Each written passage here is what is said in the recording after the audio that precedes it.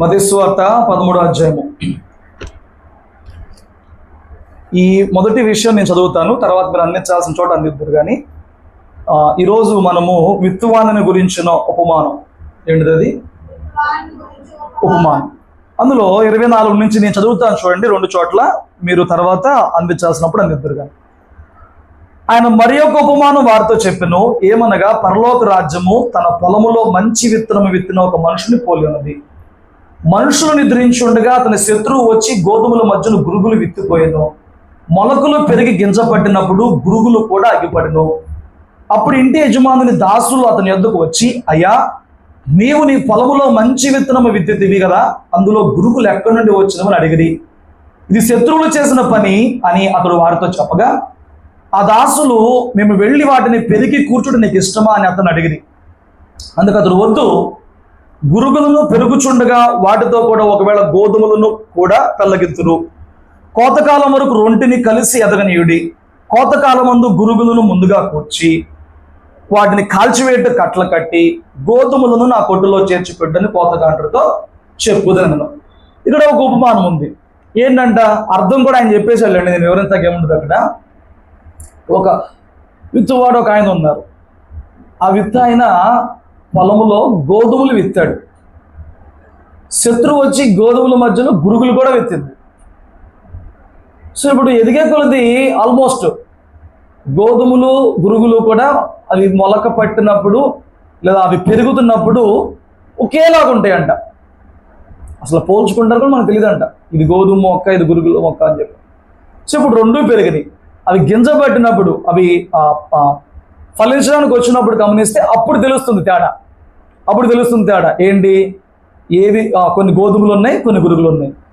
అప్పుడు పని వాళ్ళు వచ్చి అడుగుతున్నారు యజమానితో, నువ్వు విత్తింది గోధుమలే కదా, గురుగులు ఎక్కడి నుంచి వచ్చినాయి? గురుగులు ఎక్కడి నుంచి తయారయ్యాయి? శత్రువు చేసిన పని. సరే, మరి శత్రువు ఇలాంటి పని చేశాడు కదా, గురుగుల్ని పీకేద్దామనంటే అప్పుడు చెప్తున్నారు, మీరు గురుగుల్ని పీకొద్దు, గురుగులు పీకేటప్పుడు గోధుమలు కూడా కలిపి వచ్చేసే అవకాశం ఉంది కాబట్టి మీరు ఆ పని చేయొద్దు అని చెప్పాడు. ఈ విషయం వాళ్ళకి అర్థం కానప్పుడు దాని అర్థం కూడా ఆయనతోనే చెప్పించారు. చూడండి, 36వ వచనంలో మనం చూస్తే, ఇది కూడా నేను చదువుతాను చూడండి. అప్పుడు ఆయన జనసమూహములను పంపివేసి ఇంటిలోనికి వెళ్ళగా, ఆయన శిష్యులు ఆయన వద్దకు వచ్చి, పొలములోని గురుగులను గూర్చి నా ఉపమాన భావం మాకు తెలియజెప్పమని. అందుకు ఆయన ఇట్లనను, మంచి విత్తనము విత్తువాడు మనిషి కుమారుడు. ఇప్పుడు విత్తింది ఎవరంట? దేవుడే, యేసయ్యే. పొలం అంటే ఏంటంట? లోకము. చూడండి, పొలము కొన్నిసార్లు లోకానికి సూచనగా ఉంది. తోటగా చెప్పబడినప్పుడు అది సంఘానికి సూచనగా ఉంది. ఆ సందర్భాన్ని బట్టి, ఆ ముందు వెనక జరిగిన సంఘటన బట్టి మనం ఎలాగ పోల్చుకుని తీసుకోవాలో అలా తీసుకోవాలి. ప్రతి చోట పొలం అంటే లోకం అని చెప్పడానికి, ప్రతి చోట తోట అంటే అది సంఘమే అని చెప్పడానికి కూడా లేదు. ఇజ్రాయేలీలందరినీ, ఇజ్రాయేల్ జాతిని ద్రాక్షవల్లిగా చెప్పాడు, ద్రాక్ష వనముగా చెప్పాడు ఇజ్రాయేలీని.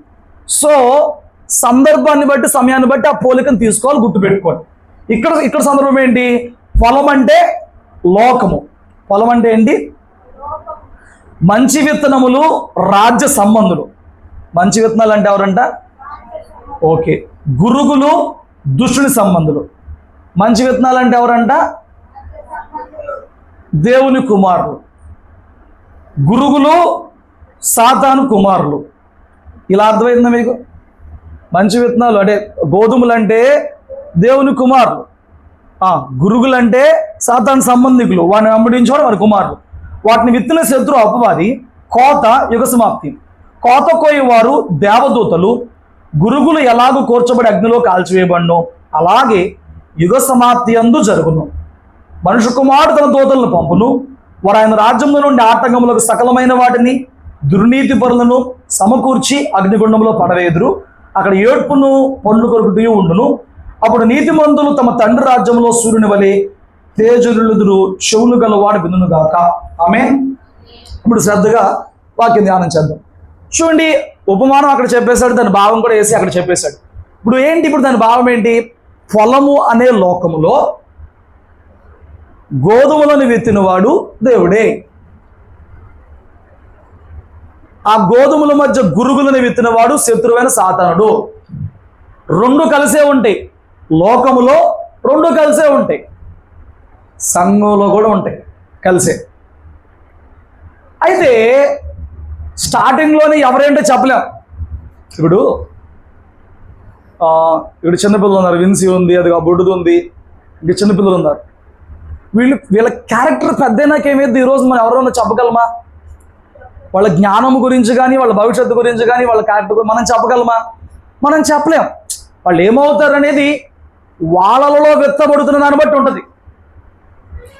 వారిలో ఏం వ్యక్తపడుతుంది? చూపు మూలంగా, మాట మూలంగా, క్రియల మూలంగా, ఇంట్లో వాతావరణం మూలంగా, వారి హృదయాల్లో ఏం వ్యక్తపడుతుంది? స్నేహాల మూలంగా, బోధ మూలంగా వారి హృదయాల్లో ఏం వ్యక్తపడుతుందో దాన్ని బట్టి వారు గోధుమలాగా అవుతారో, గురువులాగా అవుతారో అప్పుడు డిసైడ్ అయింది పెద్దనాక. మాటలు మీరు అర్థం చేసుకోవాలి. శిష్యులు వచ్చి అడుగుతున్నారు, గోధుమల మధ్యలో గురుగులు వచ్చినాయి. గురుగులు ఎక్కడి నుంచి వచ్చినాయి? యేసయ్య ఏదోం తోటలో హవనాదామం చేసినప్పుడు చెడ్డవారిగా ఏం చేశాడా? చేయలా. వారిని తన పోలికలో, తన స్వరూపంలో, తన విధానంలోనే చేశాడు. మరి దేవుని పోలికలో చేయబడిన, దేవుని స్వరూపము కలిగి ఉన్న అటువంటి మానవుల్లోకి చెడు ఎక్కడి నుంచి వచ్చిందని అంటే, దేవుడు మానవుణ్ణి చేసినప్పుడు మానవుణ్ణి రోబోటిక్గా చేయలే. రోబోట్ ఏం చేస్తుంది? దాన్ని మనం ఎలా సిస్టమ్ చేసామో, ఎలా దానికి ఇన్స్ట్రక్షన్స్ ఇచ్చాము, ఇన్బిల్ట్గా ఆ కోడింగ్ పెట్టామో దాని ప్రకారంగా చేసిద్ది. మిషన్ అయితే మనం కోరినట్టు చేసిద్ది. మనిషి అన్నోడు మిషన్ కాదు, మనిషిని స్వేచ్ఛపరుడుగా దేవుడు చేశాడు. ఏంటి ఆ మనిషికి స్వేచ్ఛ ఉంది? ఆయన రూపము, ఆయన పోలిక, ఆయన స్వరూపము, ఆయన జీవం మనలో ఉంది కాబట్టి ఆయనని వెంబడించవచ్చు, ఆయన పెట్టిన మంచిని వెంబడించవచ్చు. అదే సందర్భంలో అపవాది ఉన్నాడు, వాడు నేను అధికారం చేయగలను అంటున్నాడు. వాడి వైపు చూసి వాడి బోధ విని వాడు చెప్పేది చెడే ఉంటుంది. నీకు చెడే నచ్చితే చెడే వెంబడించవచ్చు. దేవుడు స్వేచ్ఛని ఇచ్చాడు. మీకు అర్థమైందా? ఏదో తోటలో దేవుడు మనిషిని పెట్టినప్పుడు రోబోటిక్గా చేయలా. అంటే ఏంటి? నా బిడ్డలు మంచివారు, నీ బిడ్డలు మంచివారు నాకు తెలిసిద్ది. నీ బిడ్డలు మంచివారు, నువ్వు ఇంట్లోనే తాళం పెట్టేసేసి, ఇంట్లో టీవీ లేకుండా, ఫోన్ లేకుండా, అన్నీ బైబిల్ పుస్తకాలే పెట్టి, అన్నీ ప్రార్థన సంబంధించినవి పెట్టి, అన్నీ నువ్వు వాడిని ఇంట్లో లాక్ పెట్టేసేసేసి వాడికి ఏమీ లేకుండా చేసే అవకాశం, ఇంట్లోకి వచ్చి నా పిల్లడు మంచోడు అంటే అట్టయితే అందరూ మంచోళ్ళే. పాపము చేయబడే చోట కూడా వాడు పాపమునికి దూరముగా పారిపోయినప్పుడు కదా వాడు మంచివాడు అవుతాడు. పాపము చేయబడే అవకాశం ఉన్న చోట అది పాపము, అది చెడు, నాకు వద్దని చెప్పినప్పుడు కదా వాడు మంచివాడు అవుతాడు. అయితే ఆ పాపమును విత్తేది ఎవరంటే దుష్టుడు. ఆ పాప సంబంధులుగా వారిని ప్రేరేపించి ఆలోచనలు విత్తేది ఎవరంటే దుష్టుడు. ఆ ఆలోచనకు లొంగిన వాడందరూ కూడా గురుగులే. ఈ మంచి వాళ్ళలో గురుగులు ఎలా వస్తున్నాయి? పసిపిల్లలు దేవుడితో సమానం అంటారు, కపటం ఉండదు, కల్మషం ఉండదు, రైట్, బాగానే ఉంది. మరి అలాంటి వాళ్ళు పెరిగిన తర్వాత ఎలా చెడ్డవారుగా, క్రూరులుగా, ఏమండి ఈ సమాజం ఎట్లా తయారవుతుంది? ఇంకా ఆడవాళ్ళం సుకుమారంగా ఇంకెలాగా పూలతో ఆడతేళ్ళతో పోలుస్తున్నారు. ఈ రోజు ఎలా తయారైందంటే మొగుళ్ళని చంపేసి డ్రమ్ముల్లో కుక్కేస్తున్నారు. ఎట తయారైపోతున్నారు మరి? అంత సుకుమారంగా ఉన్న ఆడవాళ్ళు, అంత సెన్సిటివ్గా ఉండే ఆడవాళ్ళు. అందరూ కాదు, కొందరైనా. అందరికీ అట్టా చెప్తాం. కొంతమంది మగవాళ్ళు మంచోళ్ళు అంటే అందరు మంచోళ్ళు మగవాళ్ళు అయిపోరు.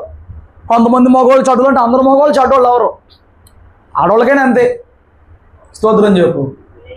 అయితే దేవుడు ఏదైనా తోటలో స్వేచ్ఛనిచ్చాడు మనిషికి. ఇదిగో ఈ తోటలో ఫలాలన్నీ తిను, నువ్వు బ్రతుకుతావు. మంచి చెడ్డల వివేచన ఇచ్చే అది తింటే చచ్చిపోతావు, దాని జోలికి పోమాక అన్నాడు. స్వేచ్ఛ ఇచ్చాడు, బ్రతకడానికి మార్గం చూపించాడు. ఏది చేస్తే చెడో, ఏది చచ్చిపోతా కూడా చెప్పాడు. స్వేచ్ఛ ఇచ్చాడు. ఏం పాటిస్తామని వాడొచ్చి విత్తాడు. అది చావు కాదు, అందులో ఆనందం ఉంది, అందులో అందం ఉంది, అందులో భాగ్యం ఉందని వాడొచ్చి విత్తాడు. వాడు విత్తిన తర్వాత ఏమండి, దేవునితో గడుపుతూ, దేవుని సన్నిధుల్లో ముఖాముఖిగా దేవునితో మాట్లాడుతూ, దేవుని సన్నిధి చేత హృదయాలని ఆనందంతో నింపుకునే వీరు కూడా అవ్వాదంతో సహా వాడి విత్తనాలకు లొంగిపోయిన వారుగా ఉన్నారు. నా మాటలు అర్థం చేసుకోండి. ఆ రోజు నుంచి మనిషి హృదయము దుష్టునికి ఎక్కువ లోపడుతుందా, దేవునికి ఎక్కువ లోపడుతుందా? మనిషి హృదయం అని అంటే దుష్టునికే ఎక్కువ లోపడుతుంది. అంటే వాళ్ళ హృదయంలో దుష్టుని బోధ వలన వారు గురుగులుగానే ఎక్కువ తయారవుతున్నారు. శిష్యులు వచ్చి అన్నారు, నువ్వు మంచి విత్తనాలు విత్తావుగయ్యా, గురుగులు ఎక్కడి నుంచి వచ్చిందంటే శత్రువు చేసిన పని. శత్రువు చేసిన పని కదా, మరి వీరిని హతము చేద్దామా, ఈ ఈ సపరేట్ చేద్దామంటే చాలా కష్టం తెలుసు మీకు. సమాజంలోనే కానీ, ఏ రాష్ట్రంలో, ఏ దేశంలో, ఏ వర్గంలో, ఏ వీధిలో, ఏ ఇంట్లో అయినా కానీ మంచివారిని చెడ్డవారిని వేరు చేయాలంటే చాలా కష్టం. ఆల్రెడీ ప్రభు చేసి చూపించాడు. ఎక్కడ? ఆదికాండం 6వ అధ్యాయంలో మనం చూసినప్పుడు భూమి మీద ఉన్న నరులందరూ హృదయాలు ఎలా ఉన్నాయంట?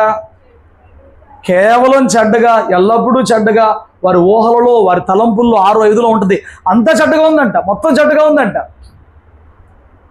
చూసి ప్రభు ఏం చేశాడనంటే, ఎందుకు వీళ్ళు నన్ను దుఃఖం పెడుతున్నారు, నేను వీళ్ళని చేసుకున్నాను కదా, నేను వీళ్ళని మంచివారుగా చేశా కదా, వీళ్ళంత చెడ్డవారుగా తయారైపోయారని చెప్పని ఆయన ఒకసారి ఏం చేశాడనంటే సెపరేట్ చేసే ప్రయత్నం చేశాడు. సెపరేషన్ చేశాడు. ఎలా సెపరేట్ చేశాడు?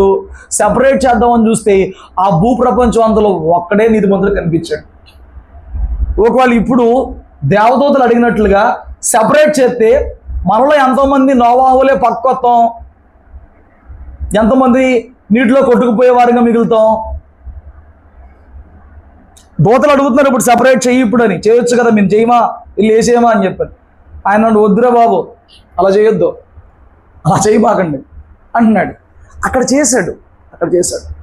మీరు గమనించాలి, నోవాహుని ఏర్పరుచుకుని దేవుడు ఆ రక్షణ సంబంధమైన వాడ కట్టించినప్పుడు కూడా 120 సంవత్సరాలు ఆయన అక్కడ వాడ కట్టిస్తూ వాళ్ళకి జలప్రలయం గురించిన, రాబోతున్న శిక్షణ గురించిన ప్రకటన చేశాడు. ఎందుకు చేశాడు? మనిషి గురుగులాగా మిగిలిపోయి కట్టబడి అగ్నిలో వేయబడ్డం ఆయనకి ఇష్టం లేదు. మనిషి దేవుడు పంపుతున్న హెచ్చరికలను బట్టి, దేవుడిస్తున్న అవకాశాలను బట్టి, దేవుడిచ్చిన గద్దింపును బట్టి తనను తాను మార్చుకుంటే దేవుడు సంతోషించేవాడిగా ఉన్నాడు. చూడండి, యెహెజ్కేలు గ్రంథము 18వ అధ్యాయం 23వ వచనం.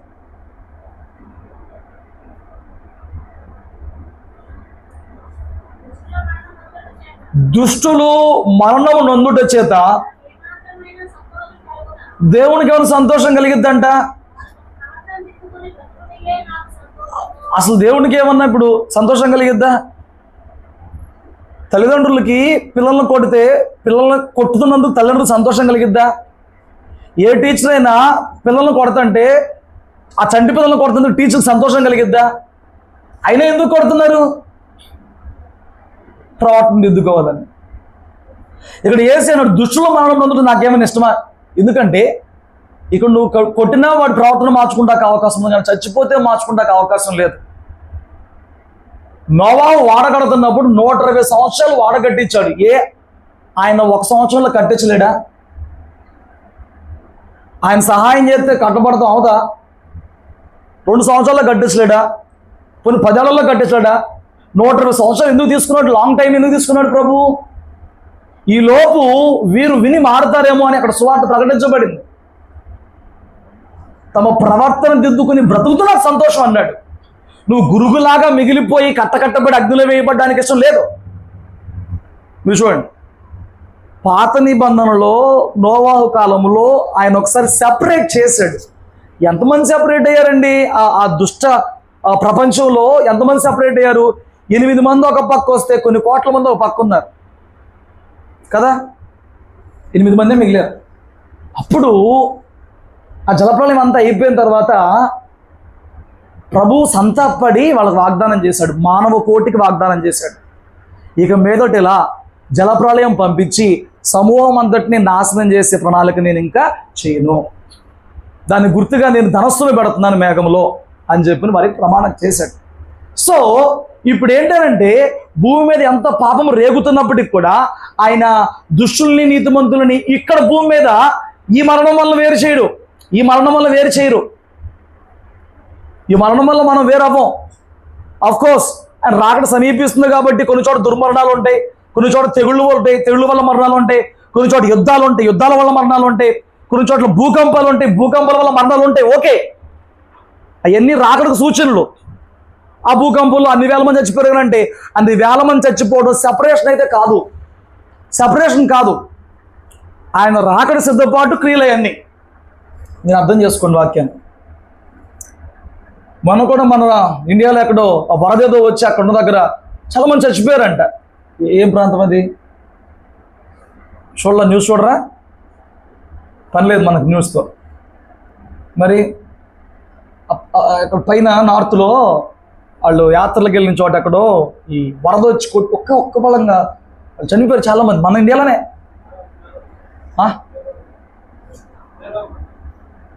కాదు, పాకిస్తాన్. పేరేంటి?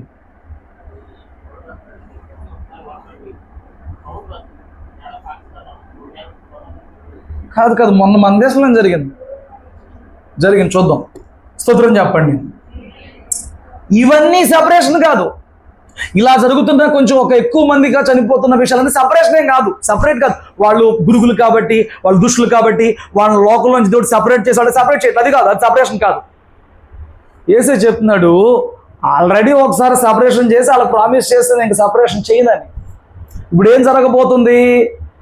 యుగ సమాప్తి వరకు సంఘంలో కావచ్చు, సమాజంలో కావచ్చు, గోధుమలుగా ఉన్నవారు, గురుగులుగా ఉన్నవారు కలిసే ఉంటారు. ఇక్కడున్న ప్రమాదం ఏంటంటే గురుగుల్ని పెరిగేసినప్పుడు గోధుమలు కూడా నష్టపోతాయి, వీళ్ళకి కూడా నష్టం ఉంటుంది. సో వాళ్ళు ఉంచుతాడు దేవుడు. గురుగులు కూడా ఉంటారు, వాళ్ళకి అది ఎంత పాపం చేస్తాడో కదా అని చెప్పని నీకు బాధ కలిగింది కదా అని తెల్లారిపట్టుకొని చచ్చిపోయాడు. యుగ సమాప్తి వరకు వాళ్ళ ఆయుష్ను వాళ్ళు కలిగి ఉంటారు, అంటే వాళ్ళు దీర్ఘాయుని వాళ్ళు కలిగి ఉంటారు, దుష్టులు అలాగే ఉంటారు. కానీ యుగ సమాప్తి జరిగినప్పుడు జరిగింది సెపరేషన్. ఈ యుగానికి సమాప్తి జరిగినప్పుడు సెపరేషన్, అప్పుడు జరిగింది సెపరేషన్. మనలో సెపరేషన్ జరిగిద్ది, సమాజంలో కూడా సెపరేషన్ జరిగిద్ది. ఆ సెపరేషన్లో గోధుమల వలె ఉన్నవారు ఆయన రాజ్యంలో నీతిమంతులా పేజరెళ్తారు. దాని సంగతి తర్వాత చూద్దాం. గురుగుల వలె మిగిలిపోయిన వారు, గురుగుల వలె జీవించిన వారు కట్టబడి అగ్నిలో వేయబడతారు. అక్కడ ఏడ్పు పండ్లు కొరుకుతూ ఉంటాయంట. అగ్నియార్ధం పురుగు చావు. వెరీ గుడ్, బాగానే ఉంది. అయితే ఇప్పుడు ఇంకా ఈ వాక్యంలో చెప్పడానికి ఏముంది అని అంటే ఆ రెండు మాటలు నేను చెప్తా. ఏంటా రెండు మాటలు అంటే, గోధుమలు అంటే దేవుని కుమారులు అన్నాడు, గురుగులు అంటే సాతాను సంబంధికులు అన్నారు. అయితే నువ్వు గోధుమ వలె ఉన్నావో, నువ్వు గురుగు వలె ఉన్నావో నీకు తెలియాలని అంటే కొన్ని వాక్యాల ద్వారా ఈ మధ్యాహ్నం ముందు మనల్ని మనం పరీక్షించుకోవాలి. మాట మీకు అర్థమవుతుందా? గోధుమలు అంటే ఏంటి, గురుగులు అంటే ఏంటి క్లారిఫై అయింది. తీర్పు వరకు కూడా రెండు కలిసే ఉంటారనేది క్లారిఫై అయింది. ఇప్పుడు నువ్వు గోధుమ వలె ఉన్నావా, నువ్వు గురుగు వలె ఉన్నావా, ఇది క్లారిఫై అవ్వాలి. మాట నీకు అర్థమైందండి? స్తోత్రం చెప్పండి. అర్థమైతే నా లోకంలోకి వచ్చారా? మీ లోకంలో మీరు ఉన్నారా? మీ లోకంలో మీరు ఉన్నారా? ఈ లోకంలోకి రాకపోతే ఏం చేయలేదు, నేనేం చేయలేదు. గోధుమల గురుగుల ఉపమానము అర్థమైందా? ఉపమానం అర్థమైందా? గోధుమలు అంటే నీతిమంతులు, గురుగులు అంటే దుష్టులు. వీళ్ళందరినీ తల్లిగర్భంలో చేసినవాడు దేవుడే. తల్లిగర్భంలో వాళ్ళేం పాపంలో రాలా. తల్లిగర్భంలో ఉన్నప్పుడు అందరూ నీతిమంతులే. భూమి మీద పడే కొద్దీ వారు వెంబడించిన వారి హృదయంలో వెత్తబడిన దాన్ని బట్టి వారు గోధుమలుగా ఉన్నారో గురుగులుగా ఉన్నారో మార్చబడింది.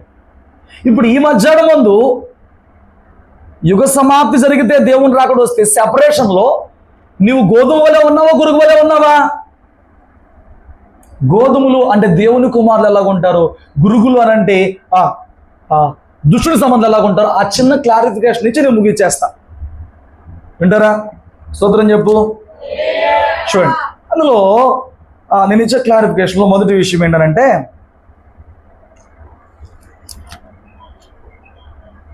ఒకటో యోహాను పత్రిక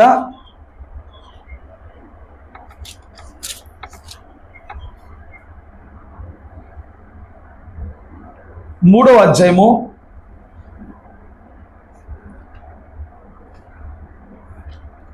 9వ వచనం. దేవుని మూలముగా పుట్టిన ప్రతి వానిలో నువ్వు క్రీస్తు రక్తంలో కడగబడి ఆత్మ మూలముగా మరలా జన్మించిన వ్యక్తివైతే నీలో ఆయన బీజము నిలిచిద్ది. నీలో ఆయన బీజం నిలిచిద్ది. అప్పుడేం జరిగిద్ది? కనుక వాడు పాపం చేయడు. వాడు దేవుని మూలముగా మరలా జన్మించాడు కాబట్టి వాడు పాపము చేయడు. స్తోత్రం చెప్పండి. ఈ రోజున నువ్వు గోధుమ వలె ఉన్నావా, గురుగు వలె ఉన్నావా, దేవుని కుమారుడుగా ఉన్నావా, సాతాను వెంబడిస్తున్న సాతాను కుమారుడుగా ఉన్నావా అని తేలడానికి ఒకటే నియమం. ఏంటి ఆ నియమం? ఏంటి? ఒకటే కదా, కొన్ని ఉన్నాయి. అందులో మొదటిది ఏంటిదా నియమం అని అంటే ఇక్కడ స్పష్టంగా రాయబడింది, పాపము చేయు ప్రతివాడు దేవుని సంబంధి కాడు. దేవుని మూలంగా పుట్టావా నువ్వు, నీలో దేవుని బీజము నిలిచిద్దంట, దేవుని జీవం నిలిచిద్దంట. నీలో దేవుని జీవం ఉంటే, దేవుని రక్షణ నీలో ఉంటే నువ్వు పాపానికి దూరంగా పారిపోతావు. ఏ క్రైస్తవుడు కూడా ఒకవేళ పొరపాటుగానో తప్పకో పాపం చేసినా పాపములు ఎంజాయ్ మాత్రం చేయలేడు. వాడు పాపం చేస్తున్నా వాడు వేదన పడుతూనే ఉంటాడు, వాడు భయపడుతూనే ఉంటాడు, వాడు కలవరపడుతూనే ఉంటాడు. వాడు పాపములో నివసించలేడు, పాపములో ఏదలేడు, ఉండలేడు. ఎందుకంటే వాడు దేవుని మూలంగా పుట్టాడు, వాళ్ళు దేవుని బీజము పనిచేస్తుంది. హల్లెలూయా. నువ్వు దేవుని బిడ్డవైతే రక్షణ పొందుకున్నాక నువ్వు ఎప్పటికప్పుడు దేవుని వాక్యమును బట్టి ఏది నీతో ఏది పాపమో తెలుసుకుని జ్ఞానం పొందుకుని ఆ తెలుసుకున్న జ్ఞానం బట్టి ఆ పాపానికి దూరంగా ఉంటావు. చూడండి, పాపం అంటే ఏం చెప్తున్నాడు? 3:4 చూడండి.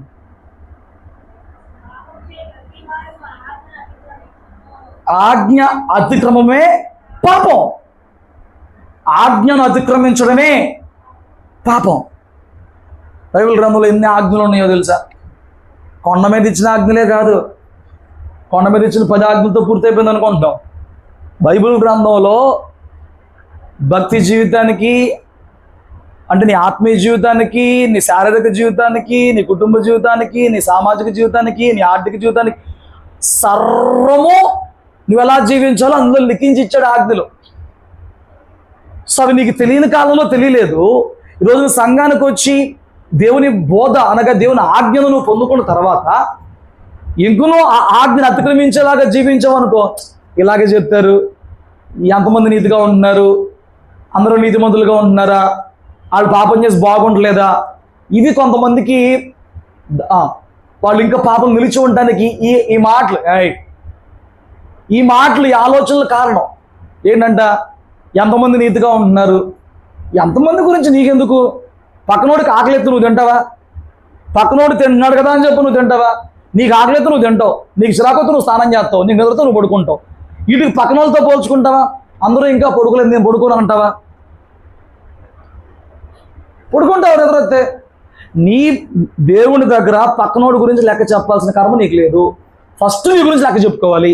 నీవు నీతిని పాటించడానికి నీ మనసుని పురికొల్పుకుంటున్నావా, ప్రేరేపించుకుంటున్నావా, బిగించుకుంటున్నావా, నడుము కట్టుకుంటున్నావా, లేదా దేని కారణం చేత అన్న ఈరోజు నువ్వు రక్షణ పొందుకున్న తర్వాత కూడా మరలా పాపానికి చోటిస్తున్నావా? ఆ పాపమునకు చోటిస్తావంటే ఆ దేవుని వాక్యమును విని దాన్ని అతిక్రమించడమే, ఆ ఆజ్ఞను అతిక్రమించడమే పాపం. ఆ పాపం నీలో ఉంటే ఈరోజు నువ్వు ఇంకా గోధుమ వలె మిగిలిపోతున్నట్లే, గురుగు వలె మిగిలిపోతున్నట్లే. ఆ పాపం ఇంకా నీలో ఉందంటే, ఆ పాపం నీలో ఉందంటే ఎలా మిగిలిపోతున్నావు? నువ్వు గురుగు వలె మిగిలిపోతున్నావు. దేవుని మందిరానికి వచ్చినప్పుడు దేవుని వాక్యంతో నువ్వేం చేయాలి? ఎప్పటికప్పుడు ఆ వాక్యం వింటున్నప్పుడు నీతో దేవుడేం మాట్లాడుతున్నాడో ఆ మాటను పట్టుకుని ఆ రోజుకి ఆ తప్పిదం నీలో కనిపించినప్పుడు ఏడ్చి కన్నీళ్ళు కాచి సరి చేసుకుని బయటకు వెళ్ళాలి. మనకల్లా ఏం కావాలి? ఈరోజు దేవుడు నాకు ఏదైనా ఒక వాగ్దానంతో కూడా మాట్లాడతాడా, నాకు ఏదైనా ఆశల గురించి మాట్లాడతాడా, నాకేమన్నా స్వస్థత గురించి మాట్లాడతాడా? నీ టార్గెట్ అంతే భౌతికంగా రిలీఫే. నీ ఆత్మీయ జీవితంలో మురికి చేయబడుతున్నావు, మాలిన్యం చేయబడుతున్నావు, పట్టబడుతున్నావు, దాన్ని గడుక్కున్నావు, ఈ తాపత్రం నీకు రావట్లా. అప్పుడు నువ్వు ఎలా ఉన్నట్టు? గోధుమవా, గురుగువా? ఆయన రక్తం దారపోసింది మొదట నిన్ను పవిత్రునిగా చేయడానిక, నిన్ను ధనవంతుడిగా చేయడానిక? అమ్మా, నీ టార్గెట్ ఫస్ట్ ఏంటి? ముందు ధనం, కొన్ని తర్వాత అన్న భక్తి. అది వచ్చినాక ఎట్టగా భక్తి ఉండదు. ఆయన రక్తం దారిపోసింది ఎందుకండి? నువ్వు గుడిసులో ఉన్నావు కాబట్టి తీసుకొచ్చి నేను డూప్లెక్స్ హౌస్లో పెడతాయి కా. నశించిపోతున్న దాన్ని వెతికి రక్షిస్తున్నాడు. పాపం మూలంగా నువ్వు నశించిపోయావు, నీకు రక్షణ జీవం ఇచ్చాడు, వెలుగిచ్చాడు, చీకట్లో ఉంది నీకు. దాన్ని కాపాడుకోవాలి. మిగతా నడిచిపోతాయి. మనం భక్తి అంతా మిగతా వాటి కోసం చేస్తాం, తిను తాగు సుఖించే వాటి కోసం. దేనికోసం చేయము? పవిత్రత కోసం, దేవుని పోలుగా ఈ లోకంలో జీవించడం కొరకు, దేవుని వలే జీవించడం కొరకు భక్తి చేయం. అప్పుడు ఎవరి సంబంధం మనం? అప్పుడు ఏమని పోల్చుకోవాలి మనం? గోధుమవా గురుగువా? గోధుమల స్తోత్రం చెప్పండి. నేను ఫస్ట్ పాయింట్కే లేచిపోయారా? ఫస్ట్ పాయింట్కే ఇటు వెళ్ళిపోయారా? ఇంకొక విషయం చూద్దాం. దేవుని కుమారులు ఎలా ఉంటారంటే, మత్తయి సువార్త 5వ అధ్యాయము 9వ వచనం చదవండి. సమాధాన పరుచువారు ధన్యులు, వారు దేవుని కుమారులు. వాళ్ళు దేవుని కుమారులు. ఎవరు దేవుని కుమారులు? మాట్లాడలేదు మరి. ఎవరు దేవుని కుమారులు? నీకు దేవునితో సమాధానం ఉందా? నీకు మనుషులందరితో సమాధానం ఉందా? అక్కడతో కూడా అవ్వలేదంట. నువ్వు సమాధాన పరిచే పని చేసినప్పుడు దేవుని కుమారుడు అవుతావంట. మీరు ఆ వాక్యాన్ని ఎలా అర్థం చేసుకుంటున్నారు? దేవునికి నీకు సమాధానం ఉందా? ఏ పాపం మధ్యలో అడ్డు రాకుండా, దేవుని కోపం నీ మీద లేకుండా సమాధానంగా ఉన్నారా? సంతోషంగా ఉన్నారా? దేవుడు నువ్వు బాగుందా నీ బంధం? నీకు పొరుగువానికి అందరికీ సమాధానం ఉందా? ఈ నెక్స్ట్ స్టెప్ ఏంటి తెలుసా? ఒకవేళ ఈ రెండు నేను పాస్ అయినాక, అదిగో చిన్నోడికి సురేష్ గారికి చెడిందనుకో, నా కళ్ళ ముందు వాళ్ళిద్దరు సమాధానం చెడిందని నాకు తెలిసిందనుకో, ఇప్పుడు నేను వెళ్ళి వాళ్ళిద్దరిని సమాధాన పరిచినప్పుడు దేవుని కుమారుని అవుతాను. మొదటిది పాస్ అయ్యావా? నీకు దేవుని సమాధానం ఉందా? రెండోది పాస్ అయ్యావా? అందరితో సమాధానంగా ఉన్నావా? ఈ రెండు పాస్ అయినాక ఇప్పుడు మూడో దానిలోకి రావాలి. మూడోది కూడా జరిగిందా? అప్పుడు నువ్వు దేవుని కుమారుడు అవుతావు. ఈ వాక్యాన్ని బేస్ చేసుకుని దేవుని కుమారుడు స్తోత్రం చెప్పండి. ఎక్కడ పోయింది దేవునికి నీకు మధ్య పోతున్న సమాధానం? మనుషుల మధ్య సమాధానం పోతుందా? ఎందుకంటే నీకు భక్తి క్రైస్తవం చేస్తాం. క్రైస్తవ్యంలో చాలా ప్రాముఖ్యమైన విషయాలు కదా ఇవి. ఈరోజు కుటుంబంలో సమాధానం ఉండదు, దేవుని కుటుంబమే, దేవుని సేవించే వాళ్ళే. భార్యాభర్తల మధ్య సమాధానం ఉండదు, వీళ్ళు మళ్ళీ దేవుని సేవించే వాళ్ళే. ఆ కుటుంబంలో ఉన్న నలుగురు మధ్య సమాధానం ఉండదు, వీళ్ళు దేవుని సేవించే వాళ్ళే. ఆ సంఘంలో సమాధానం ఉండదు, వీళ్ళు దేవుని సేవించే వాళ్ళే, దేవుని బిడ్డలే. నువ్వు అనుకుంటే సరిపోదు. వాక్యానికి నీ జీవితాన్ని పోల్చినప్పుడు, ఆ వాక్యంతో నువ్వు సరిచూసుకున్నప్పుడు, ఆ వాక్యపు లెక్కలో నువ్వు పాస్ అవ్వాలి, ఆ వాక్యపు స్థాయిలో నువ్వు పాస్ అవ్వాలి. మందిరంలోకి వచ్చి మా అంత భక్తి పరులు లేరని చెప్పి ఇంటికి వెళ్ళిన కాడి నుంచి కుమ్లాటలు, గొడవలు, సాధించడాలు, ఏమండి గొడవలు పడతాలు, అరుసుకోవడాలు, అలిగిపోవడాలు, ఏం కోలాటాలండి. దేవుని బిడ్డల కుటుంబాల్లో ఉండే అవారాలని అసలు దేవుని బిడ్డల కుటుంబాల్లో ఉండాల్సినవేనేవి. అసలు ఈ కుటుంబంలో ఎలాగ ఉండాలి? సమాధానం ఉండాలి. సమాధానం లేని చోట, అల్లరి ఉన్న చోట దుష్టుడు ఉంటాడు తప్ప దేవుడు ఉంటాడా? ఆయన సమాధానమే కర్త కానీ అల్లరి కర్త కాదు. సంఘంలో కావచ్చు, కుటుంబంలో కావచ్చు, నువ్వు ఎక్కడున్నా కావచ్చు, ఆయన సమాధానానికే కర్త. నీవు దేవునితో సమాధానంగా ఉంటే, నువ్వు మనుషులతో సమాధానంగా ఉంటే, నువ్వు ఇంకా మనుషులు సమాధానపరిచేవాడుగా ఉంటావు తప్ప మనుషులతో గిల్లి కజ్జలు పెట్టుకుని, మాట్లాడడం మానేసి, మొహాలు తిప్పుకుని, అలిగేసేసేసి వాళ్ళతో మాట్లాడని చెప్పి దయ్యాలు పట్టిన పనులు చేస్తారు. అదే దయ్యాలు పట్టిన వాళ్ళు గోధుమలు, గురుగులు, పైకేమో గోధుమలు చక్కగా ఏపుగా పెరుగుతున్నారంట. ఫలించినప్పుడు తెలిసిద్ది. ఒకటి, దేవుని కుమారులు ఏం చేయరు? పాపం చేయరు. ఒకవేళ పడిన వెంటనే దేవుని వాక్యంతో కడిగేసుకుంటారు, పవిత్రత కోరుకుంటారు, పరిశుద్ధంతో నిలిచి ఉండే ప్రయత్నం చేస్తారు, ప్రయాసపడతారు. రెండు, దేవుని కుమారులు ఎవరు? వాళ్ళు సమాధానం కలిగి ఉంటారు, సమాధానం పరుస్తారు. సమాధానం పరిచినప్పుడే వాళ్ళు దేవుని కుమారులు. అర్థమైందా? కొంతమందికి ఎద్దు స్వభావం ఉంటుంది.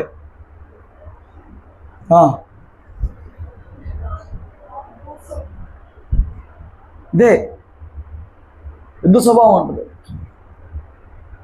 నీలో ఉందా? ఏంటి వ్యవహారం? ఇంకా దానికి ఎర్ర సొక్కలు కనపడినాయి అనుకో, ఎరుపు రంగులు కనపడినాయి అనుకో, ఇంకా కొంతమందికి ఉంటుంది అనమాట. వాళ్ళకేంటి శాంతించడం రాదు, తగ్గడం రాదు.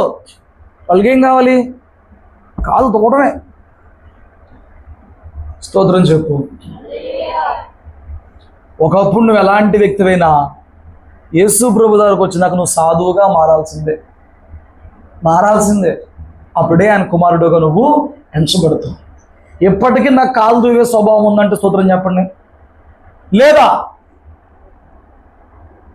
నీ కాలు దూవే స్వభావం లేదా? కయ్యాన్ని కాలు తోటలేదా? 10 మాటలు తిడితే ఏ మాట పట్టించుకోవట్లేదా? దులిపేసుకుంటున్నావా? ప్రవ్వా, నీ సంఘంలోనే అబద్ధాలు చెప్తున్నారు నాయన. నేనే దులుపుకోలేను, ఒక్క పట్టులో నేనే దులపలేను. టైం పట్టిద్ది దానికి. కనీసం 1-2 రోజులు నలిగిపోయి వేదన పడిపోయి గుండెల్లో పిండేసి ఎంత ప్రయాసం అవుతుంది. నా వల్లే కావట్లేదు. దాటిపోయారు. మీకు నేనేం వాక్యాలు చెప్పను. నేను రోమిల్ రాసిన పత్రిక 8వ అధ్యాయం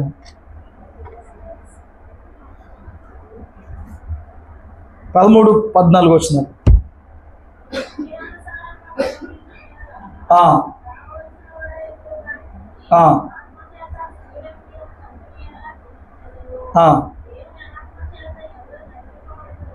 దేవుని ఆత్మచేత అందరూ నడిపించబడుతురో వాళ్ళు దేవుని కుమారులుగా ఉంటారు. 1, పాపము చేయనివాడు దేవుని కుమారుడు. 2, సమాధాన పరిచేవాడు. సమాధాన పరిచే స్థితికి ఆడు వచ్చాడనంటే ఆడికి రెండు విషయాల సమాధానం ఉండాలి. మీకు అర్థమైందా? ఇప్పుడు నాకు సాయికి పెద్ద గొడవ అయిపోయి మేము ఎదురు మాట్లాడుకోవట్లా. ఇప్పుడు వీళ్ళిద్దరు గొడవ పడుకుంటూ వెళ్ళి ఎందుకు వీళ్ళు గొడవ పడతారంటే, మనం దేవుని బిడ్డలో సమాధానం కూడా నేను చెప్పాను అనుకో, వాళ్ళు మొహం మీద అనలేకపోయినా ఏమంటారు, వీడికి ఒకటి సమాధానం లేదు, వీడు మమ్మల్ని సమాధానం పడమని చెప్తున్నాడు. చల్లం. ఈ 2 అవ్వకపోతే 3దని చల్లం. 3వది చేయలేకపోతే నువ్వు దేవుని కుమారుడిగా చల్లవు. నా మాట నీకు అర్థమవుతుంది కదా? ఈ 2 అవ్వకపోతే 3వది చేయలేం. 3వది చేయకపోతే దేవుని బిడ్డని చెప్పలేం. ఆ విషయం నువ్వు ఎంత ఖచ్చితంగా ఉండాలో చూసుకో.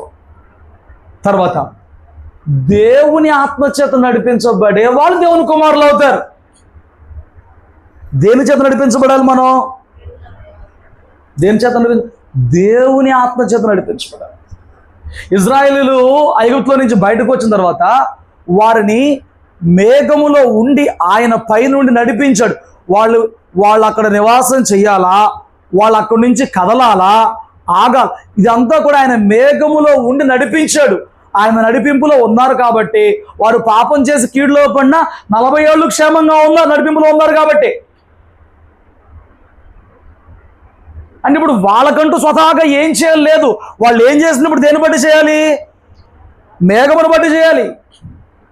నివాసం ఉండాలా, ముందుకెళ్ళాలా, మేఘమును బట్టి చేయాలి. ఇంకేదైనా యుద్ధమా, ఇంకేదైనా విషయాలు దేవుడి మాట బట్టి మోస చెప్తే చేయాలి. వారికి స్వతంత్రంగా ముందుకెళ్ళే స్థితి రాలేదు. మరి ముందుకెళ్ళిన వాళ్ళు ఉన్నారు, అలా ముందుకెళ్ళి వాళ్ళ మధ్యలో రాలిపోయిన వారుగా ఉన్నారు. ఈ రోజును నువ్వు ఐగుప్తుని విడిచిపెట్టావు, లోకాన్ని, పాపాన్ని. నువ్వు కానాను ప్రయాణం అవుతున్నావు. నువ్వు నడిపించబడవలసింది ఆ రోజున వాళ్ళు మేఘములో ఉన్న దేవుని చేత నడిపించబడితే, ఈరోజు నీలోనే నివాసం ఉంటానని చెప్పి మనకి వరముగా అనుగ్రహించబడిన పరిశుద్ధాత్మ దేవుని నడిపింపుతో నడిపించబడాలి. ఏ నడిపింపు నీకు ఉండాలి? ఇప్పుడు ఆ రోజున వాళ్ళకి భౌతికంగా కనపడ్డాడు ఆయన. అక్కడ ఈ రోజున నీతో ఉంటాను వాగ్దానం చేశాడు కదా. నీలో ఉన్న దేవుని ఆత్మ నడిపింపు నీకు ఉండాలి. దేవుని ఆత్మచేత మనం నడిపించబడుతుంటే శరీర కార్యాలు చెయ్యం. శరీర సంబంధమైన వాటికి ప్రాకులాడం, ఆశపడం, మురిసిపోము, అతిశయించము, గర్వించము.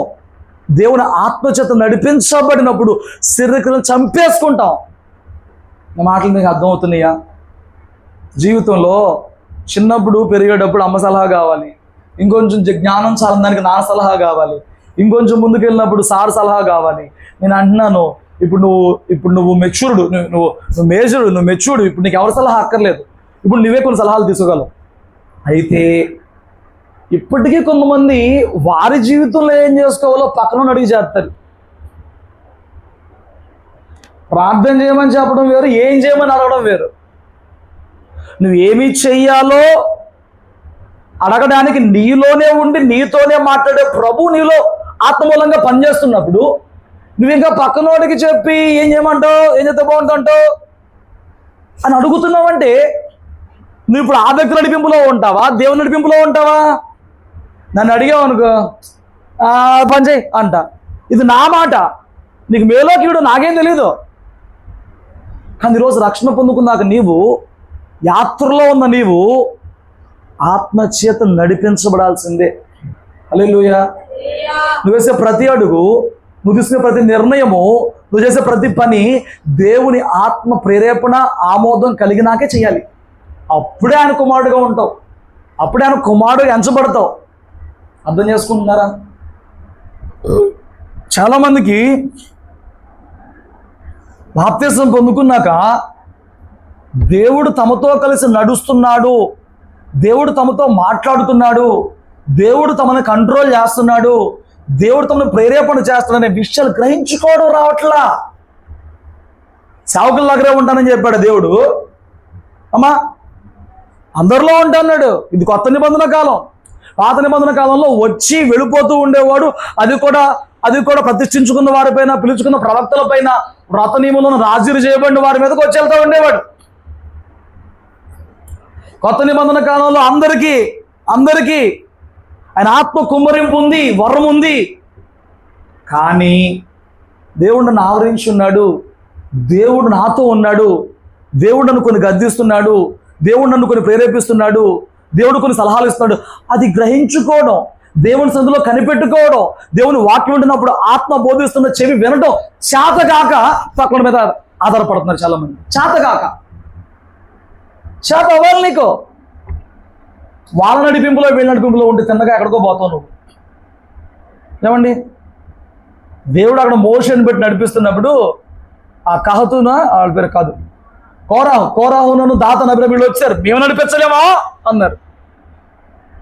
మేము నడిపించగలం అనేటప్పటికి వాళ్ళు ఒక 250 మంది పంపించి నడిపించండి రా అని. నడిపిస్తానన్నోడు నడిపించబడ్డోళ్ళు ఏమైపోయారు? మొత్తం మింగివేయబడ్డారు. నువ్వు దేని చేత నడిపించబడుతున్నావో చూసుకో.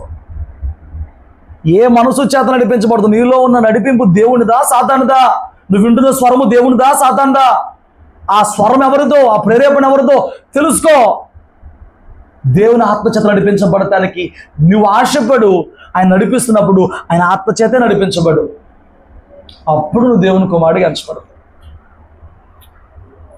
అర్థమవుతుందా? స్తోత్రం చెప్పు. దేవుని కుమారులకి ఎన్ని విషయాలు ఉన్నాయి ఇప్పుడు దాకా? వాళ్ళు పాపం చేయరు, సమాధాన పరుస్తారు. వాళ్ళు పరిచయ స్థాయికి వచ్చారంటే ముందు 2 మెట్లు అయిపోయినాయి. గుర్తుపెట్టుకుంటూ వచ్చేవారు అడుగుతా. తర్వాత వాళ్ళ ఆత్మచేత నడిపించబడే వారిగా ఉంటారు. హల్లెలూయా. ఇంకా ఫిలిప్పీయులకు రాసిన పత్రిక 2వ అధ్యాయం 14-15 వచనాలు.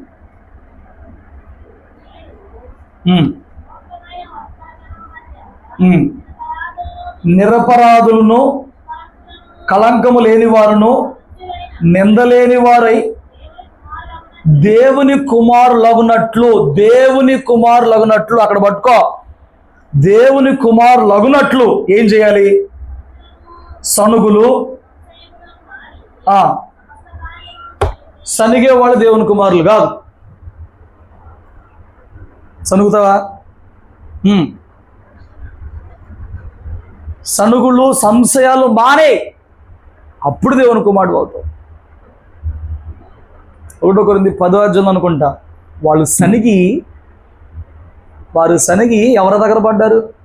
సంహారుని చేతిలో పడిపోయారంట. సనుగుడు రోగం చూపించగా మన సంఖ్యాకాండం 11లో మొదలైంది. అది 12 కాదు, 11లోనే మొదలైంది. 11, 12, 13, 14, 15, 15, 16 పాగుతా. అది ఒక రోగం, కొరుకుపుండు రోగం. అది సనుగుడు ఉందా? ముందు ఇంట్లో వాళ్ళ మీద సనుగుతారు, తర్వాత పక్కన వాళ్ళ మీద సనుగుతారు, తర్వాత ఓనర్ మీద సనుగుతారు, సంఘంలో సనుగుతారు, సేవకుడి మీద సనుగుతారు, దాటినాక దేవుడి మీద కూడా సనుగుతారు. తెలుసా? ఏం దేవుడో ఏం చేస్తున్నాడు నా బతుక్కి, అట్ట చేశా దేవుడి మీద సనుగుతారు కొంతమంది. మనసులో కూడా కాదు, కొంతమంది బయటకైనా వేస్తారు. కొంతమంది ఇంకా బలహీనుల విశ్వాసం ఇంకా పాడవాలని. ఉన్నారా సనుగుడు రోగం ఉన్నోళ్ళు? మీరు దేహానికి పట్టిన రోగాల గురించి అల్లాడిపోతున్నారు. ఆత్మకు పట్టిన రోగాలు చాలా ఉన్నాయి. అందులో ఇది ఒకటి. వాళ్ళు దేవుని కుమారులు అవ్వలేరు, ఎప్పటికీ అవ్వలేరు, సనిగేవాడు. ఏ సందర్భంలో సనుగులు వస్తాయి అసలు? సనుగులు ఎప్పుడు వస్తాయి అసలు? ఇదేంటి అసలు మీకు సనుగులు అంటే తెలియదా? మీరు అందరూ సైలెంట్గా కూర్చున్నారు. పుల్లమ్మ గారు, సనుగులు అంటే ఏంటి, సనగడం అంటే ఏంటి అసలు ఇలా తెలియదు అంటే ఎవరికి? అసలు ఎంత పరమ భక్తులకి నేను వాక్యం చెప్తున్నాను చూడు. మరి ఎందుకు వస్తాయి చెప్పా? సనుగులు ఎందుకు వస్తాయి చెప్పు అమ్మా. కోపం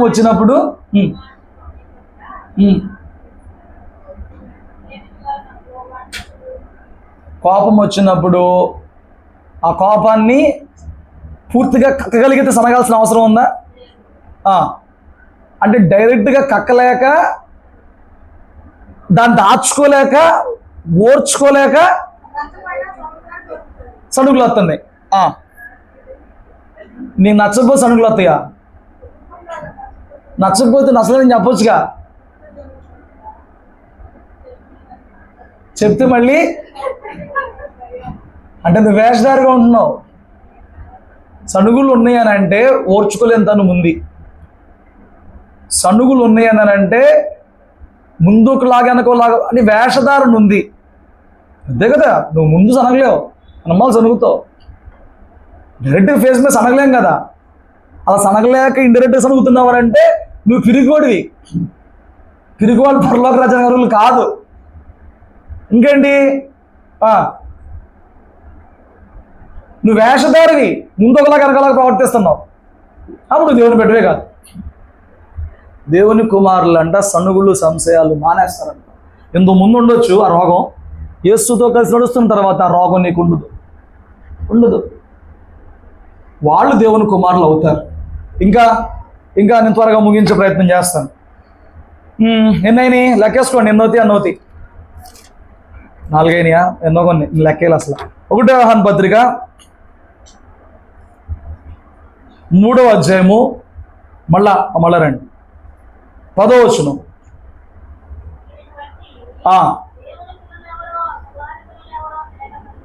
దీనిని బట్టి దేవుని పిల్లలు ఎవరో అపవాది పిల్లలు ఎవరో తేటపడింది. ఏంటంట? నీతిని జరిగించని ప్రతివాడు తన సహోదరుని ప్రేమించకపోతే దేవుని సంబంధి కాదు. మనము కయ్యూను వంటి వారమై ఉండరాదు. వాడు దుష్టుని సంబంధి, తన సహోదరుని చంపెను. వాడు అతను ఎందుకు చంపెను? దీన్ని బట్టి నువ్వు దేవుని బిడ్డవా దుష్టుని బిడ్డవా అర్థమైందండి. దేన్ని బట్టి అర్థమైంది? ఏంటి క్రియలు? నీతిని జరిగించ. నీతిలో ఏంటంట? తన సహోదరుని ప్రేమించేవాడు దేవుని కుమారుడు, తన సహోదరుని ద్వేషించేవాడు అపవాది కుమారుడు. నా మాటలు అర్థమైనయా? నా మాటలేండి, దేవుని వాక్యం ఇది. తన సహోదరుని ప్రేమించేవాడు దేవుని కుమారుడే. మనము కయ్యూను వంటి వారంగా ఉండొద్దు. కయ్యూను ఎవరు? దుష్టుని సంబంధుడు. ఎందుకు ఆ దుష్టుని సంబంధుడు? తన క్రియలు చెడ్డవి, తన తమ్ముడు క్రియలు మంచివైతే మంచి క్రియలు కలిగి దీవించబడుతున్నాడు చూసి ఓర్చుకోలేడు. సంఘంలో ఒకడు ఏదన్నా కొంచెం ఆత్మీయంగా కావచ్చు, ఎలాగైనా అవ్వచ్చు. ఒక స్థితికి వస్తే నువ్వు ఆనందించాలి, నువ్వు అప్రిషియేట్ చేయాలి. నీకు ఇంకా జాబ్ లేదు, నీ అనుమానాలు వచ్చినోడికి ఒక 30,000 రూపాయల జాబ్ వచ్చింది, నువ్వు హృదయపూర్వకంగా వాడిని అభినందించాలి, వాడిని ఆశీర్వదించాలి.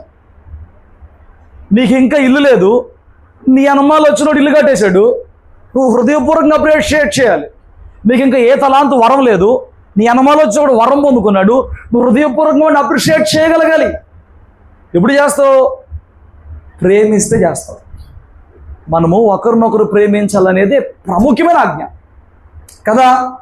సో ఇప్పుడు ఆ ఆజ్ఞ ప్రకారంగా నీకు ఆజ్ఞ ప్రకారంగా నీలో ప్రేమ ఉంటే నువ్వు ఎప్పటికీ నీ సహోదరుడి విషయంలో హృదయాన్ని గాయం పెట్టుకో, ద్వేషం పెట్టుకో, దూషణ పెట్టుకో. చూడండి, నీ సహోదరులు అంటే ఎవరు? నీ ఇంట్లో వాళ్ళు నీ సహోదరులే. ఆత్మీయంగా వెళ్ళినప్పుడు సంఘంలో వాళ్ళు నీ సహోదరులే. ఆత్మీయంగా వెళ్ళినప్పుడు నువ్వు పనిచేసే చోట నీ కొలీగ్స్ ఎవరైతే ఉన్నారో వాళ్ళు నీ సహోదరులే. వీళ్ళందరినీ కూడా నువ్వు ప్రేమించాలి. లోక ప్రేమ కాదు, దేవుని ప్రేమతో వారిని ప్రేమించాలి. ప్రేమ దోషాలను కప్పేస్తుంది కాబట్టి వాడు తప్పు చేసినా, వాడిని గాయపరిచినా నువ్వు క్షమించాలి. ప్రేమ అన్నిటిని సహించింది కాబట్టి సహించాలి. ప్రేమ ఓర్చుకుంది కాబట్టి ఓర్చుకోవాలి. అప్పుడు నీతిని జరిగించిన వ్యక్తిగా అవుతావు, అప్పుడు దేవుని కుమారుడు అవుతావు. గోధుమలు గురుగులు అంటే అయిపోయింది ఊరికే. గోధుమలో ఉండాల్సిన క్వాలిటీస్ ఇవి లేని అన్ని గురుగులే. ఇంకా మళ్ళీ దానికి సెపరేట్ కోట ఎక్కడ చెప్పను. ఇది లేకపోతే నువ్వేమవుతావు? గురుగులే. యేసయ్య 5వ అధ్యాయం 43వ వచనం మత్తయి సువార్తలో ఏమన్నాడు? 5:43 మత్తయి సువార్త. త్వరగా.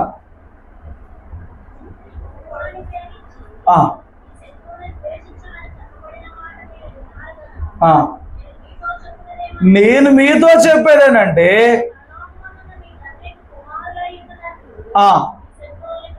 యేసయ్య శత్రువుల్ని కూడా ప్రేమించమంటున్నాడండి. మనకు శత్రువు సాతానుడి, ఆడి తప్ప మనకు ఎవరు శత్రువులు ఉండదు. ఇప్పుడు నా పొరుగువాడు నన్ను శత్రువుగా భావించవచ్చు, అతడి ఇష్టం. అతడికి నేను శత్రువుగా ఉన్నా, అతడు నన్ను ద్వేషిస్తున్నాడని తెలిసినా, అతడికి నేను ఇష్టం లేదని తెలిసినా, అతడికి నేను నచ్చట్లేదని తెలిసినా, అతను నన్ను ఓర్చుకోవట్లేదని తెలిసినా, నేను మాత్రం అతను ప్రేమించాలి. అది దేవుడు చెప్పాడు. అదేనా ప్రేమించడం అంటే ఏంటో?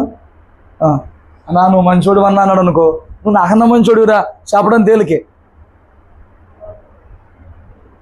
ఆయనను నేను ప్రేమితం తేలికేనండి, అవునా కదా? కానీ ఇక్కడ వేసి మీరు పరలోకపు తండ్రికి కుమారులు అవ్వాలంటే, మీ పరలోకపు తండ్రికి మీరు కుమారులు అవ్వాలంటే శత్రువును కూడా ప్రేమించండి. వాడు నిన్ను శత్రువుగా భావిస్తే, నువ్వు శత్రువుగా భావిస్తే కాదు, వాడు నిన్ను శత్రువుగా భావించినా నువ్వు వాడిని ఇంకా ప్రేమించాలంట. మా నిద్రపోతున్నారు, ఎట్టవుతుంది నిద్ర? గట్టిగా 40 నిమిషాలు అయింది వాక్యం మొదలెట్టి. ఏంటంట? నువ్వు ప్రేమిస్తున్నావా? నీ హృదయంలో ఎవరి మీదన్నా పగబెట్టుకున్నావా? దేవుని ప్రేమ నీలో ఉందా? నిన్ను ప్రేమించినట్టు నీ పొరుగువాడిని ప్రేమిస్తున్నావా? నేను మిమ్మును ప్రేమించిన ప్రకారం మీరు ఒకరినొకరు ప్రేమించమని చెప్పాడు. యేసే నిన్ను ప్రేమించినట్లు నీ పొరుగువాడిని ప్రేమిస్తున్నావా? అప్పుడు నువ్వు దేవుని కుమారుడు అవుతావు, అప్పుడు నువ్వు దేవుని బిడ్డ అవుతావు. లేకపోతే ఎలా అవుతావు? హల్లెలూయా. కాబట్టి ఎన్నో పాయింట్ ఇది నీ లెక్కలో? 5వ పాయింట్ ఏంటంట? నీలో దేవుని ప్రేమ ఉంటేనే, ఆయన ప్రేమ నీలో ఉండి నువ్వు ఆ ప్రేమతో మనుషుల్ని ప్రేమిస్తేనే నువ్వు దేవుని కుమారుడుగా అవుతావు. నీలో ప్రేమ లేదనుకో, మందిరంలో భక్తి అవడం చేస్తాడా? మందిరంలో భక్తి అవడం చేస్తాడు, ఎవరితో చెప్పవచ్చు. ఓ రోజు వాళ్ళు ఎవరో వచ్చారు, మాటల్లో మాట్లాడుతా భోజనాలు పెట్టుకుంటే మన వాళ్ళు ఎవరో చుట్టాలు వచ్చారు. ఆ మెట్టు మీదకి సిగరెట్ తాగుతున్నాడు. నేను అన్నా, ఇది మందిరం కదా, పక్కేళ్ళు తాగు. సరే వెళ్ళిపోయాడు. ఇక్కడ ఎవరితో భక్తి చేయించవచ్చండి. కానీ నీ అనుదిన జీవితంలో నువ్వు నేర్చుకున్న భక్తిలో నువ్వు దేవుని కుమారుడైనందుకు నీలో దేవుని ప్రేమ అందరూ కనిపించాలి కదా, అవునా కదా? అప్పుడే నువ్వు దేవుని కుమారుడుగా ఎంచబడతావు. క్రైస్తవ్యం లోకాన్ని జయించిందనంటే ప్రేమతోనండి. క్రైస్తవ్యం లోకమంతా వ్యాప్తి చెందిందంటే దేవుని ప్రేమను బట్టే. ఈ రోజు నా ప్రేమ కనపట్ల, కానీ నీలో ఉంటేనే నువ్వు దేవుని కుమారుడు అవుతావు. గుర్తుపెట్టుకో. హల్లెలూయా. ఇంకా లోక 11:23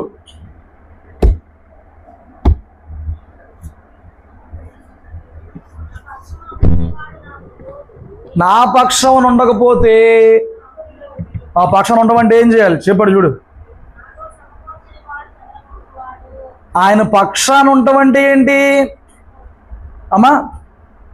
ఆయన ఈ భూలోకానికి చెదిరిపోయిన వారిని, నశించిపోయిన వారిని రక్షించుకుంటానికి, కలుపుకుంటానికి, ఎత్తుకుంటాకు వచ్చాడు కదా. నువ్వు ఆయన పక్షాన్ని ఉండి ఆ పనిలో సహకరించాలి. ఏం చేయాలి నువ్వు? ఆయనతో పాటు సమకూర్చాలి. అంటే ఆయన పనిలో ఒక భాగం అవ్వాలి. నాకు స్వస్థత కావాలి, నాకు డబ్బులు కావాలి, నాకు జాబ్ కావాలి, నాకు పెళ్లి కావాలి, నాకు ఇల్లు కావాలి. నీ అవసరాలు దేవుళ్ళు తీర్చబడతాయి. అవి తీర్చుకుంటూనే భక్తి కాదు. దేవుని కృపను బట్టండి, మరి ఇలా ఉండేవనండి, ఇలాగయ్యానండి, అది కాదు. అసలు నువ్వు పిలువబడింది దేవుని రాజ్య వ్యాప్తిలో ఒక మెంబర్గా ఉండటానికి. మెంబర్ ఉండాలి. నా పక్షాన ఉండాలి. ఆయన పక్షం ఉండమంటే ఏంటి? ఆయన పనిలో భాగం అవ్వాలి, సువార్తలో ఒక భాగం అవ్వాలి. సపరేట్గా మైక్ పట్టు నూరంతా తిరిగి సువార్త చెప్పక్కర్లా. నీ జీవితం ద్వారా సువార్త చెప్పి ఎక్కడ దేవుడిని నువ్వు వాడుకుంటావు అక్కడ వాడబడాలి. నీ యొక్క మాట, నీ యొక్క సహాయం, నీ యొక్క ప్రేమ, నీ యొక్క ఆదరణ ఎదుటి వ్యక్తి సువార్తగా మారింది. నీ జీవితము, నీ సాక్ష్యము ఎదుటి వ్యక్తి సువార్తగా మారింది. నాతో కలిసి సమకూర్చాలంటున్నాడు. అంటే ఆయన రాజ్యవ్యాప్తికి సమకూర్చాలి. అప్పుడు నువ్వు ఆయన పక్షపాటి అవుతావు, ఆయన బిడ్డ అవుతావు. హల్లెలూయా. వింటారా? ఇంకో 2 పాయింట్లు చెప్తా. మీరు గొప్పవాళ్ళు, మీ ఇంటెన్షన్ నాకు లోపల బయట తెలియదు. 1 యోహాను సువార్త 1వ అధ్యాయము 12వ వచనం.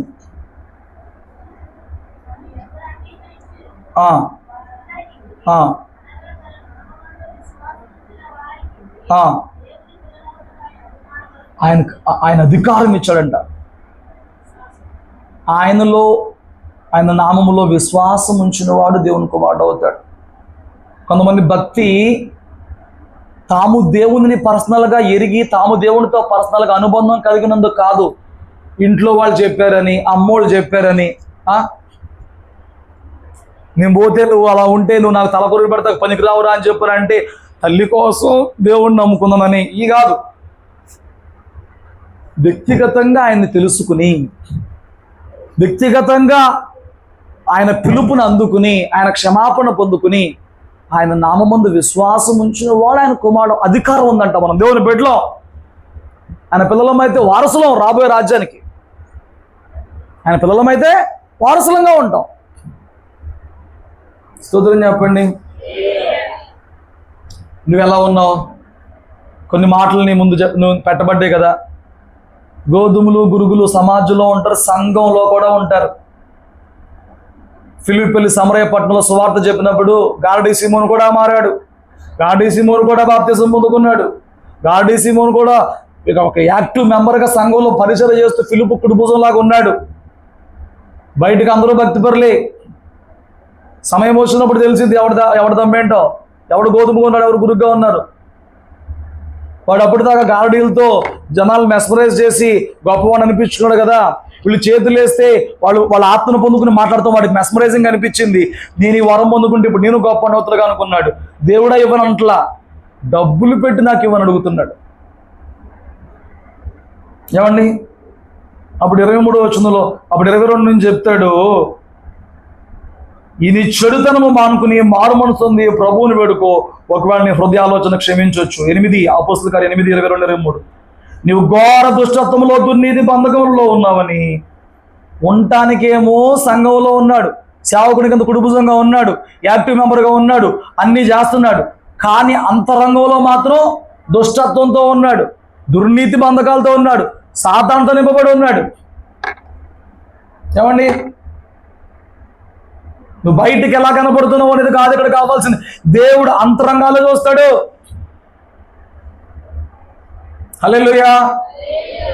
అలా చూసినప్పుడు నువ్వు ఫలించిన ఫలమును బట్టి నువ్వు గోధుమవో నువ్వు గురుగువో తెలుస్తాడు. వీడిని కనీసం ప్రార్థన చేసుకోవాలని నీ అంతరంగంలో నువ్వు బాగోలేదంటే క్షమిస్తాడు దేవుడు అంటే మీరే చేయండి అంటాడు. అసలు ఏమనాలండి నేనంట, మీరే వేడుకోండి నా గురించి, మీరే బాధ, నేను డబ్బులు ఎత్తున్నాగా అంటాడు. ఆ డబ్బులు కూడా ఆ రకంలో కాలిపోతాయి ఆడితో పాటు.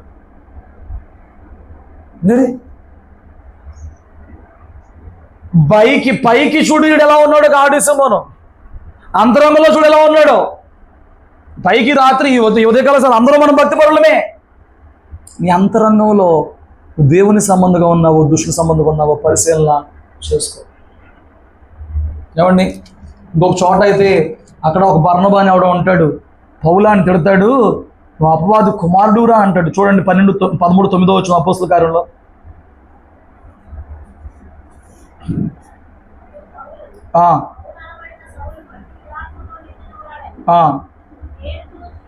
సమస్త కపటముతోనూ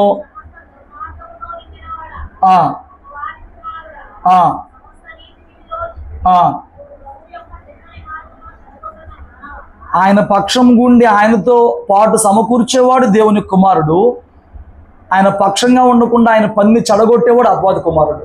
అదే కదా అక్కడ చెప్తున్నాడు, అపవాది కుమారుడా సమస్త నీతికి విరోధి, నువ్వు ప్రభు యొక్క తిన్నని మార్గాలు చెడగొట్టేస్తున్నాడు.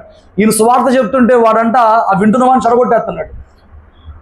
ఇక్కడ ఉన్నాడు బర్నమానా, ఆడి పేరు ఎలుమానా ఏదో ఉంటుంది, ఆడి పేరు ఎలుమా. చెడగొట్టేస్తున్నాడంట. వాక్యం వింటే విన్నోని చెడగొట్టేస్తున్నాడంట. వాక్యం చెప్తుంటే వాళ్ళు చెడిపోయింది కాకుండా పక్కన చెడగొట్టు, ఇదొక రకం. అదే అన్నాడు ప్రభు, నా పక్షాన ఉండాలి, నాతో సమకూర్చాలి. వాడు నా బిడ్డ, నా పక్షాన ఉండకుండా నా పని చెడగొట్టేవాడు అపవాది కుమారుడు. నువ్వు ఎలా ఉన్నావు? ఆయన పక్షాన నుండి ఆయనతో పాటు సమకూరుస్తున్నావా? ఈ ఎలుమగాళ్ళలాగా, ఆ గాడిసిమోనుగాళ్ళలాగా దేవునితో పాటు ఉండి దేవుని పని చెడగొట్టుతున్నావా? దాన్ని బట్టి నువ్వు దేవుని కుమారుడు అపవాది కుమారుడు ఎంచబడతావు. రాత్రి ఈ ఉదయకాల సమయన నువ్వు ఈ మాటలతో పరీక్షించుకున్నప్పుడు నువ్వు గోధుమ వలె నీ మనస్సాక్షికి దేవుని ఆత్మసాక్షిని బట్టి నువ్వు గోధుమ వలె తేల్చబడ్డావా? యుగ సమాప్తి వచ్చినప్పుడు మనమందరము దేవుని 1000 ఏళ్ల పరిపాలనలో దేవుని రాజ్యములో సూర్యుని వలె ప్రకాశిస్తూ ఆయన ఇచ్చే మహిమను బట్టి, భాగ్యమును బట్టి, కృపను బట్టి ఏమండి అక్కడ మనము పరిపాలన చేస్తాం, అక్కడ మనం ప్రకాశిస్తాం. గోధుమ వలె ఉంటే, ఒకవేళ నువ్వు ఈ వాక్యం అంతా విన్నప్పుడు ఒకవేళ నువ్వు ఇప్పుడు గురుగు వలె ఉన్నావా, నువ్వు మార్చుకుంటానికి నీకు ఇంకా అవకాశం ఉంది, నువ్వు సరిచేయబడితే ఇంకా అవకాశం ఉంది. ఒకటి, నువ్వు పాపం చేయకుండా ఉంటే దేవుని కుమారుడివి. 2, సమాధానపరిచేవాడుకుంటే దేవుని కుమారుడివి. 3, దేవుని ఆత్మచేత నడిపించబడితే దేవుని కుమారుడివి. 4, సనుగులు సంశయములు లేకపోతే దేవుని కుమారుడివి. 5, సహోదరుని ప్రేమిస్తే దేవుని కుమారుడివి. 6, అమ్మా సమకూర్చేవాడివిగా ఉంటే దేవుని పక్షాన ఉంటే దేవుని కుమారుడివి. 7, నీ పైకే కాదు నీ అంతరంగంలో కూడా దేవుని భయము భక్తి కలిగి ఉంటేనే దేవుని కుమారుడివి. లేకపోతే నువ్వు అపవాది కుమారుడివి, గురువివి, కాల్చబడతావు. జాగ్రత్త. దేవుడు మాట్లాడుతున్నాడు. మార్చుకుందాం, గోధుమ వలె ఉందాం, దేవుని రాజ్యంలో వెలుగుద్దాం, ప్రకాశిద్దాం, ఆనందిద్దాం. అట్టి కృప దేవుడు మనందరికీ దయచేయును గాక. ప్రార్థన చేసుకున్న తల్లోంచు.